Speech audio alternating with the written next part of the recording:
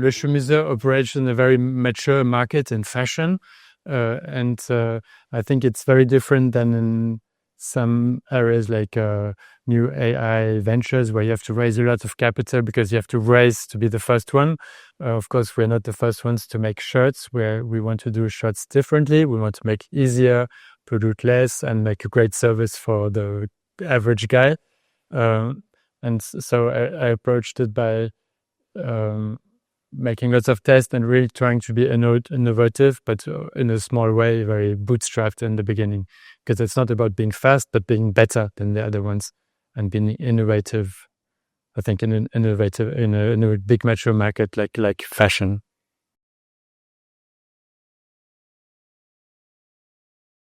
To build up Le Chemiseur, which operates in a very mature market of fashion, challenges, of course, that we have much bigger competitors and that you have to become visible on the market because it's B2C. So, of course, another challenge, which is in a way which I was expecting, was to build the perfect supply chain, to make the perfect shirt, to make it cheaply. And all of this was a challenge, but we did it. And then the second challenge is how to become known. And this engineer founder should not underestimate, of course, this challenge. And we did it by being very focused on. That's why also we only make shirts for a long time. Now we do also trousers.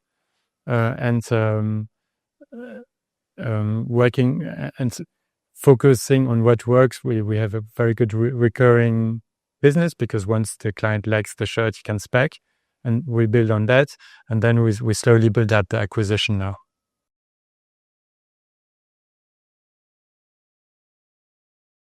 At Le Chemiseur, we use AI already since more than 5 years. It's not a language model AI, it's a more basic AI based on the numbers and the data we have from our first years of operation of 20,000 customers, where we knew the height, weight, and age of these clients and what shirts they bought and what shirts and what sizing they bought and what they maybe sometimes returned or modified. And with this data, we can predict with the height, weight, age of a client what shirt he needs, what sizing he needs, and that works surprisingly well. You can test it on the website, and it makes it much easier for clients to get their initial shirts. And then, if needed, they can make a return, and then they have the perfect fit. And we learn sometimes also. We continue to adjust our algorithm as we go. So keep in mind that AI is not only in language models, it can be on very different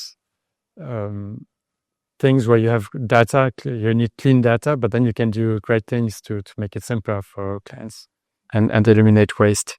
In fashion industry, I believe the future is that the brand, that it's not about the brand, it's about the client. So the client becomes much more in the center of fashion.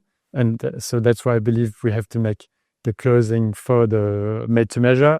But in the future, maybe also the communication will be more adapted to each client.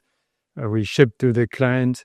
In our shirts, we write the first name of the client into its shirt color, because it's not the brand which is put on a pedestal with a nice model. It's the client who is on the center, and it's about him. So I think this is the future of fashion, and AI can help, like with the algorithm we use to make the sizing, but in the future maybe also to make more personalized recommendations and to communicate in a personal way with the clients and make it very, very easy for him. Just through email. He doesn't need to go to the store.